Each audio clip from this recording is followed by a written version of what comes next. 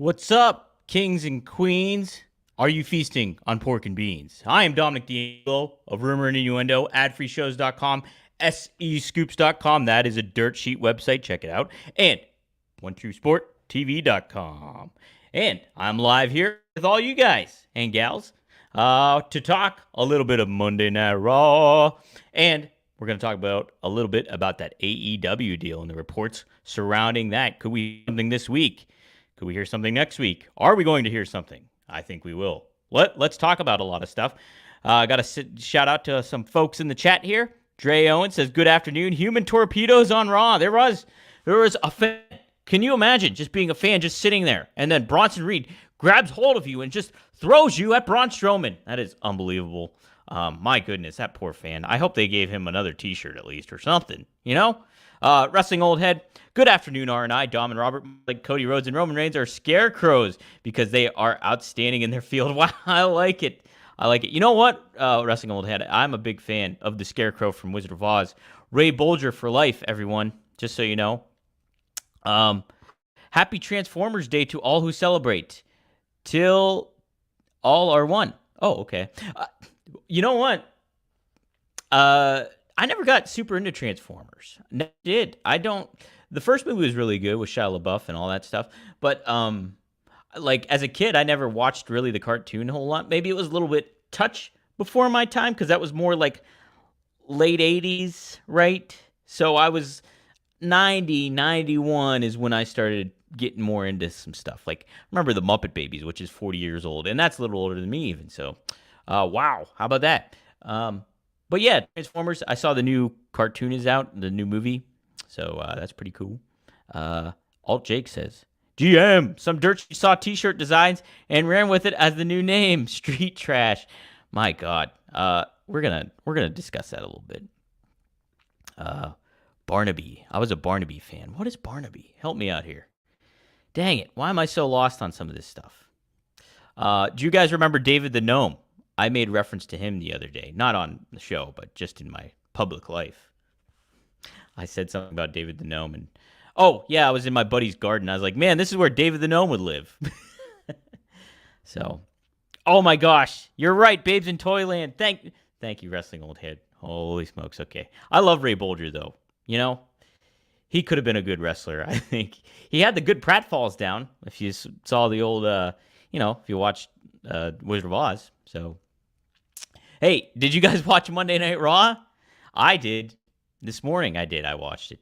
And fun show, good show. There were some standout moments. There were some kind of par of the course moments, I will say, on the show. I do think that overall, I'd probably give it maybe a B minus, a C plus. There just seemed to be some things missing. One of those names was Drew McIntyre, but one of those names who wasn't missing was CM Punk, and he kicked off the show in CM Punk fashion. Cut a promo talking about all the troubles he's had with Drew McIntyre, how Drew McIntyre made this worse, and he was naive. CM Punk was naive to think that he was done with Drew McIntyre after touching 4 turnbuckles. And then he's like, but Drew McIntyre was naive to think that he was done with him after he attacked him several weeks ago.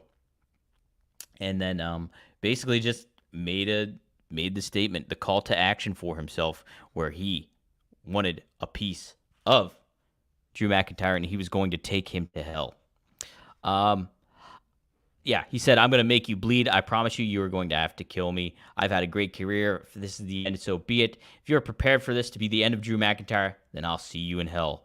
So, good promo by Punk. I was kind of expecting a change of inflection a little bit. So he comes out and he's very, very stern, very kind of intense and even-keeled. And we've seen an intense and even-keeled Punk before. This one was different because he kind of changed the tone of his voice a little bit more, made it more lower, made it more, hey, I'm coming after you. So, and that's basically the tone he kept throughout the whole promo. I thought he was going to amp it up again and get into a CM Punk kind of mode, whereas like, what's that term he uses a lot of the time? That's like something about being the voice and, change, not Roddy Piper. I'm thinking Roddy Piper stuff. But I thought he was going to change the inflection and kind of change it up a little bit. But still thought it was a good promo. You know, I want to see what happens between him and Drew McIntyre before they butt heads at Hell in a Cell. So we'll get Drew next week. Well, we get CM Punk next week. So that'll be pretty interesting. But good lines here. And good way to kick off Raw. But I think that was all we saw of Punk tonight. So, yeah. Might be a little bit more that I think Punk maybe could have done with the promo. But overall, I did like it. And thought, hey, let's keep this baby cooking. I want to see these two clash finally. We had Sheamus versus Pete Dunne go down as well. And Sheamus cut a little promo on Pete. Really used Butch quite a bit in his promo to really nag at him. And it was Dunne got the win on this one. So, yeah, he got a cricket back to the face. And that allowed Pete Dunne to score the win. So, yeah, okay. This was television built, television made, and they kept this feud to that. So it'll be interesting to see what they do next with these guys, if they continue something or if that's just a definitive let's move on from stuff. Backstage, Xavier Wood asked Damian Priest, Rhea Ripley, and Jey Uso to let him and Kofi Kingston handle business with the Judgment Day. And Damian Priest agreed, liked his style, wished him luck. So we had Natalya take on Zoe Stark. Natalya gets another win. So looks like they might be giving Natalya a little bit of a push, and I am all for that. Now, Robert has said before that he is kind of like, down pat on Natalya. Doesn't feel the same way I do necessarily about it. I think she's somebody that you can really heat up and make seem like a top women's division star again. Make her especially if you get a title on her at some point. I would not want to see her be in the role of fodder, high end fodder for people. Don't build her up just to job her out or something like that. I would like to see her actually get a good run here.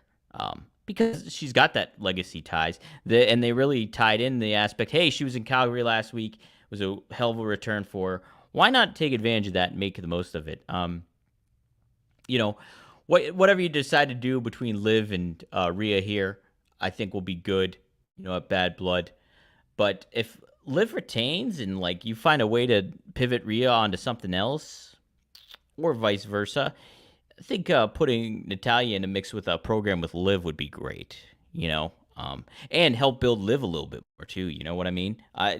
Anytime somebody works with Natalya, they're learning. So I would be so much for that. Yeah, that's right. Good point. She was wearing Trish Stratus inspired attire too. I wonder if that's a little nod to something. Is that foreshadowing something we'll see down the line? Last time we saw Trish Stratus in an on-air role besides her little appearance at Money in the Bank, she was a heel. She's bad. No good. So will she be bad and mean to Natalya maybe? I don't know. I think there's just some stuff that you can do. And yeah, so there's that. I like Zoe Starks too. This whole, I really keep calling it the Fusion Collective. Robert came up with that term and I liked it a lot. So, oh yeah, good point. 2 Canadian icons. Jeez, I didn't even make that connection. Good stuff. Wrestling Old Head. You are on the ball. You're on the ball. But yeah, so I like Zoe Stark a lot, but this faction here, doesn't really help anybody. To be honest, I don't think. I like Shayna Baszler. I'd be more apt for them just being a tag team again and challenging, being a part of that mix. But there's more you can do. You know what? I talked about this yesterday, how they need to kind of hone in on their heel division, women's division on SmackDown. Do some sort of trade where you get Shayna, you get the PFC over on SmackDown, because you need a new injection of heels on that brand, and maybe them going up against other baby faces could really charge up that division and make it feel a little bit more important and stuff like that. So we had next up. We had, let's see. During a backstage confrontation, Finn Balor revealed to Rhea Ripley that he was the devil on Dom's shoulder, who pushed him towards Liv Morgan. Jey Uso interrupted, continued to make moves towards Mommy, and headed to the ring for a promo. So, yeah, we kind of knew that, right, with Finn? I mean, there was a lot of Easter eggs when it came to that he was a big part of that and making, pulling the strings between Liv and Dom. We almost thought, though, right, that it was maybe Finn and Liv were going to get together. Maybe Dom was going to get pushed to the side. There's a term for that, but I won't use that on this family show. But yeah, we ended, obviously that's what happened. So, yeah, we'll get to that in a little bit. We also had Jey Uso. This was my favorite part of Raw. The Jey Uso and Braun Breaker promo. So Jey Uso comes out, stakes his claim that he is going to finally become a singles champion in WWE, and he yeeted. And then Braun Breaker comes out, though, looking, what a amalgamation of his dad and uncle he is. My goodness, coming out in that leather jacket, that's harkens back to the dog-faced gremlin Rick Steiner in late WCW. Even the airbrushed stuff on the back. Braun looks like a big-time star here. And you know what? He is getting so comfortable behind the microphone now. It's really nice to see. You know, a lot of people starting off on him he's very stilted. They thought he was very stilted in promos, could have done a better job in certain regards, and shine his personality through whoever he's working with and whoever's been helping him out, and maybe he's just feeling comfortable. I actually interviewed him during SummerSlam. I still need to post that interview, but I actually interviewed him during SummerSlam, and I asked him about that. And it was just like he just said he started getting more comfortable with himself and, like, you know, knowing who he was and everything like that. So that's really conveying in his ability here. He carried this segment, I think. Jey Uso is great. Obviously, he's got a good personality, but like I was just very, very impressed with what Braun Breaker was doing on the microphone. Taking shots at Jay, saying that he needs his family, which is great. He didn't need his dad or his uncle to help him out. But here, it's going to be clear at Bad Blood that Jey Uso, or next week he's facing him. Next week, Jey Uso will be shown he does need his family beside him to help him out. So, liked a lot of that. I just, very impressed. Braun Breaker is one of my favorite things in WWE right now. Favorite things in pro wrestling, then, too, in general, then, that means. So, yeah, if you have not seen that promo, go to YouTube and check out the clip or something. That's what I can say to you. But next up, we had, let me pull up my notes here. We had the World Tag Team Championship match, New Day versus Judgment Day. All right, so we get some teamwork here by New Day together as they take on Finn Balor and J.D. McDonough. But who comes out to confront them but the rest of Judgment Day? And then on top of it, out comes the LWO to make the save. However, Kofi gets caught in the scuffle outside of the ring. Xavier Woods ultimately hits his finisher, a big elbow drop, to get the visible pin on J.D. McDonough, I believe it was. But the referee was also on the outside trying to restore order. So the pin count was not made, and trouble has ensued. Frustration ensued with Xavier Woods, and then ultimately he gets double-teamed by Finn and JD, and they get him down for a big-time 3 count after the coup de grace gets hit. So then afterwards, we see that frustration shine through on Xavier Woods. He is not happy. And then backstage, we see that even more, that he is yelling at the LWO for costing him the match, costing him and Kofi the match. And Kofi comes in and tries to calm things down and says, listen, that was my idea. I told him to come out. And Xavier Woods is not happy with Kofi. So I like to see where this is going. Will this be just an indication of, hey, we got hit a bumpy road, and now the New Day, we want to see the story unfold where the New Day gets back together, everything's copacetic, they win the tag team championship, storybook ending kind of thing? Or will they really lean into it and break up the New Day? I hope it's the latter. I think you can do some really cool stuff with Xavier Woods. Maybe he's hinting at a heel turn by wearing that black. Could be interesting. I do like that. Oh, yeah, to follow up, I like this line too, Wrestling Old Head. Yeah, Where My Dog's At by Braun Breaker is going to get over huge at this rate. It is. And it's neat too because you heard people yeeting, but you also heard people barking in the crowd. I love it, man. I love it. This is fun stuff. But yeah, I on Monday, I questioned what they might do with New Day here. Will we see them just move along graciously, or will there be a wedge in the works? And there was a wedge in the works. So I like it, and I think they're on the right path with these guys. We saw a little video package of the Wyatt family after their feud has finally settled. It seems with the America's not America's Top Team, American Made. And there was a QR code. I did not scan the QR code. Did anybody scan the QR code? Tell me what happens when you go to that thing. Tell me what happens. I would like to know if you did scan that QR code and where it directed you to. Did it direct you to, I'm trying to think of something funny, Beetlejuice. If you have not seen that movie, go see Beetlejuice. I have the old poster right up there. I just bought it the day I saw the movie after I went to like one of those video game stores, and they had a 11 by 17 poster of Beetlejuice. I tell you what, go see that movie. It's a lot of fun. I want to write a wrestling article in relation to the movie because I can create a connection there. Anywho, yeah, America's Next Top Tag Team should be Creed Brothers' new name. I like that. Yeah, there was a QR code, Jake. There was. They showed it at the end of the package here.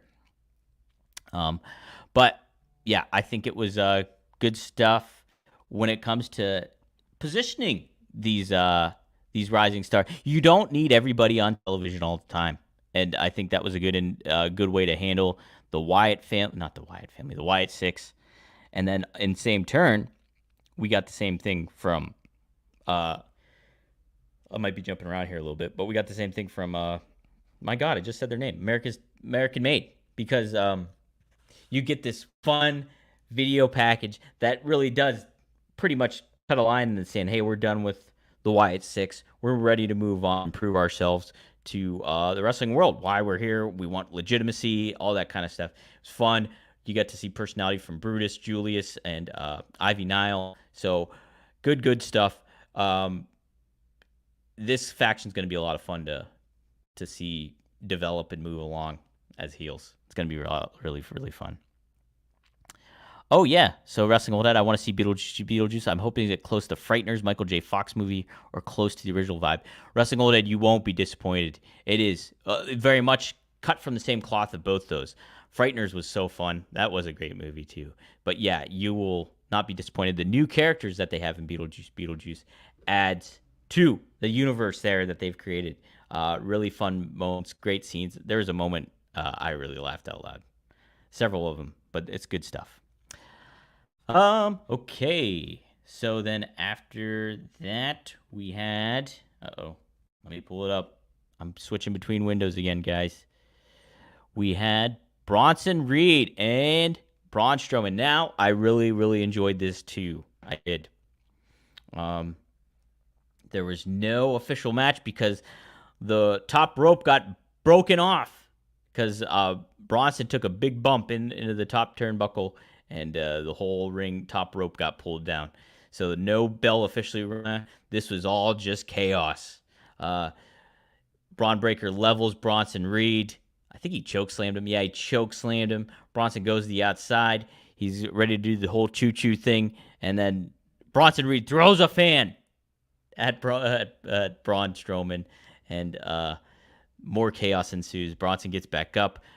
Braun plows him through the barricade in always a fun, entertaining spot. Reminded me of Goldberg and Brock Lesnar, I think, at WrestleMania. But they do that spot all the time. A brawl ensues, goes to the back. Chaos unfolds there. Braun gets thrown through a table. Then both men plow each other through the wall. Really, really wild stuff. Now, feats of strength. Golf cart gets thrown over to a cameraman, gets taken out. This is what people got hooked on Braun Strowman in the first place for. His wild feats of strength. Vince McMahon does some stupid crap, really was horrible for the product. One thing he did get right at these points in times during his crazy era was the wild spots that Braun Strowman would do. And they were like ludicrous, to the point of ludicrous that they had it. And I don't mean that Southwest rapper, ludicrous. Roll out, bun it. I mean, it was ludicrous in the regards to how crazy those spots were. But they were a lot of fun, and it really did get Braun over. It did. So them kind of going back to that was a good stuff. I liked that a lot. How long will the shelf life be for these two brawling it out like this? That's up for interpretation, I guess. I do like this stuff, but will we kind of tired of it at some point? Yes, if they keep going to it, we will. But this is a fun ride right now, and they're doing these things the right way. And people had their questions about, hey, will Braun work well with Bronson? These are two big guys. Braun has hit its share of injuries and all that stuff, but this is really working. I should note beforehand, there's a little cut scene between Braun Strowman and Miz, who really was supporting Braun, but then was like, hey, why would you say that about me, that you need to take a monster tank brew? Is that Bronson? And Braun was like, oh, I don't mean nothing about that. Don't think anything of it. Braun's voice reminds me of somebody, and I wish I could pinpoint who it is, because it is kind of funny. He's like, hey, yeah, don't worry, Miz. We're good. We're good. So we'll get some tease from Miz later on, I'm sure. A heel turn. Oh, okay. So All Jake says the QR code was the 90s style webpage with an all the Wyatt 6 videos. Okay, cool. So they keeping that entertaining for sure. When Braun is running, you best move back. Censored version of the Ludacris song. That's right. Move back. Isn't there stand up too? Doesn't he do stand up? He does a lot of motions. Ludacris does. Man, big fan of Ludacris though. Takes me back to the college days. Let's see if something else takes me back to the college days when I read what happened next here on Raw. We had the Sami Zayn promo. No, this does not take me back to the college days. But Sami Zayn comes out, and Ludwig Kaiser, he cuts a promo, comes out and confronts Sami, and speaks on behalf of Gunther and questions Sami's ability, because WrestleMania, he said, was Sami's greatest moment of his life. For once, his family looked up to him after years of looking down on him. Then Sami turned the manipulation tables onto Kaiser, saying, hey, you don't need Gunther, and I would say Gunther doesn't need you. And then that caused some pause for Kaiser, who, when Gunther came out and confronted Kaiser, he was like, I like this a lot. Gunther's so great. I think, people have said certain things, like some people don't like his promo, but I love it. I think it's awesome. He's not leaning into the foreign heel role. He's just kind of being like this own man kind of stuff, but really manipulative, mean, and condescending. And so he's like, if you have something to say to me, he's saying this to Ludwig. If you have something to say to me, say it. And he's like, Ludwig teases, something has been on my mind for quite a while. And then he sucker punches Sami and attacks him. And so then Gunther is happy about this, hugs Kaiser, lets him to his own vices. And then Sami gets the better of him and gets the haluva kick on him. So this was really fun. I liked it. This feels like a new feud, despite these two have feuded greatly with one another leading up to WrestleMania. So this just feels like a brand new feud, and I like it a lot. So good stuff. Gunther has still not accepted his challenge for Bad Blood or anything upcoming. Next up, we have Bianca Belair versus Io Sky. I think this was really well handled. I really liked it, because you want to elevate. Did I say Velvet Sky? Oh my God. I meant Io Sky if I said Velvet Sky. Io Sky gets the win, and that's what you want. Bianca and Jade Cargill feel like a big deal. They look like a big deal. They are a big deal. So for Bianca to get a loss against Io Sky is really, really needed in this feud, and in this program, and for the women's division of all. It created the reminder that Io Sky was the women's champion, and there's a reason for that, because she's talented and she's good, she's credible. So I liked this a lot. This was one of I think, the best moves that Raw made on this evening, was having this match and having Io Sky get the win. But yeah, and it just creates more people for the tag team division to feel, the women's tag division to feel more legitimate too. So good stuff here. Let me see here. How about this? So, yeah, Tessitore revealed, too, that Belair's only single loss came to Nia Jax in the Queen of the Ring tournament. That is a hell of a stat and reflective of how strongly booked Bianca has been in 2024. So, good stuff. Really liked it. Really liked it. All right, we had Dominic Mysterio, not me, Dominic Mysterio, take on Damian Priest in the main event. And sure enough, chaos had ensued between these stuff. There's a lot of good spots. Priest versus Balor and Rhea Ripley at Bad Blood have, this is from Bleacher Report, have the potential to be a couple of show stealers, and I agree with them on that one. So, but Rhea took out Morgan. Mysterio got some air on South of Heaven, which was good. Priest got the win here. So, but cool aspect of it was Jey Uso comes out to help Judgment Day, or the Terror Twins, after the numbers game comes into play, and he gets speared out of his socks, man. This was a great spot. I loved it. And Breaker's they just know how to handle Breaker right now. And he knows how to handle himself right now. It's cool to see. It's when everything like this is working. He is one of the MVPs of Raw. Him along with Drew McIntyre. And now you can even make the case for Bronson Reed doing some stuff too. So, and that's the show. Nothing crazy, but a fun show nonetheless to have happen. I do like having fun, guys. Do you like having fun? Some of the fun that I like to have is on DraftKings Pick 6. You can download the Pick 6 app. You just go to DraftKings Pick 6 on your phone, and you download the app. Use promo code RUMOR, and you place a bet. You get $250 back in credit on there, so that you can have fun with. And with the NFL week coming up, last night we just had Monday Night Football. Did you place any picks on there? Whether it was Jalen Hurts, whether it was, oh my gosh, who had a big game too? Saquon Barkley, oh boy, really cost them the game. But Kirk Cousins, did he go over passing yards? He sure had that game-winning drive. Well, you can pick your players, bet the over-under on what they might do in a certain game, and then ride the wave, man. Check it out. Go to DraftKings Pick 6 and download the app and use promo code RUMOR. Helps out the show. You have a lot of fun. So check it out, guys. Hey, what is fun for AEW might be a new TV deal.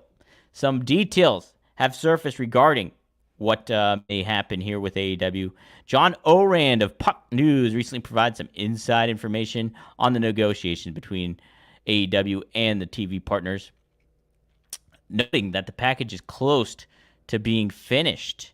So according to him, it's expected to be a 4-year deal with 3 guaranteed years, and Warner Brothers Discovery having the option to extend the contract by another year. The number is of $170 million a year that's been floated around, is apparently in the ballpark, according to Orand. So if we're doing the math, I'm not good at math, so bear with me. 170 plus 170 is 14, 340. 340 plus 170 is 510. $510 million. It's pretty good. Pretty good. So, yeah, how about that? If that's really the case. The deal will see AEW shows airing on TNT, TBS, and True TV twice a week. It's part of a strategy from Warner Brothers CEO David Zaslav to make the latter two networks more valuable and sports-oriented. This comes after Warner Brothers Discovery lost the NBC media rights bid to Amazon. So, the report has made no mention of the highly anticipated Max streaming deal, but they note that AEW is also pitching other separate packages to broadcast channels, though there is no timetable for when the company will start pushing the deal. This is in reference to the company trademarking AEW Shockwave for a new entertainment show, which is rumored to be airing on Fox after SmackDown left. So, positive sign for AEW. This is good stuff. You want to see, I say this basically every show, but you want to see all these wrestling promotions succeed because that just raises competition and makes things better for the wrestlers involved, for the fans involved. And that's even, in reference to maybe AEW not being your bag. Maybe WWE's not your bag and AEW's more your bag. I don't know. But, that helps everybody. It helps everybody out, makes things feel like a big deal, makes it feel more mainstream. It does seem from how it sounds, I heard a little something, causes for concern about Tony's creative decision making and stuff like that. It's just furthered stuff that, I've heard before and everything like that. So, but you want, hopefully this stuff is kind of an eye opener for Tony. That's the ultimate thing. Just book things the right way, make things better, and tighten up a little bit on certain aspects of it all. We all could use a little bit of that, right? This show could use a little tightening up. But hey, I'm here today. I'm here tomorrow. I'm here Thursday. I'm here Friday. I will have some guest hosts too. I just didn't hit anybody up today. So I was just like, I'll just review Raw, chat about that with you guys, and chat about that AEW deal. Hopefully we'll hear something from it. But tomorrow we'll preview AEW Dynamite, what they might have on tap coming up, and so on and so forth. In the meantime, feel free to check out my other shows. One of a Kind with RVD is up live on rvdtv.com. The full episode is up where Rob talks his return to SmackDown. But on top of that, I also have a clip of Rob talking about how refreshing it was to be backstage or see the action. He's not used to seeing what's been going on in WWE, so this was his first taste getting back and seeing what it was like, and he gives a great perspective that really speaks to what WWE's been doing as a television product and as a locker room. So be sure to check that out. Go to rvtv.com and check out that new episode. There is also a clip coming up tonight regarding him interacting with Cody Rhodes. So very, very much fun to check out there. Stay tuned this week. I will be doing Straight Talk with the Boss, Magnum CA, Greg Gagne. We might be doing a Friday show. Got to confirm that with the guys. But go to fourhorsemannetwork.com, check out the clips there, and check out the episodes there. You can also check out Arn Anderson's stuff on there, too. So good stuff. Regards to Working Stiff, the new episode dropped last week. Robert and Scott detail AEW and what has unfolded after the fact, after All Out, and how the follow-up has been. Some fun discussion on there too, so be sure to give them a little gander. As far as anything else, I will see you guys tomorrow. Best of luck in your future endeavors, and let's think of a better name than Street Trash, huh? We're not Street Trash, neither is the Judgment Day, unless they have Oscar the Grouch with them, which they don't.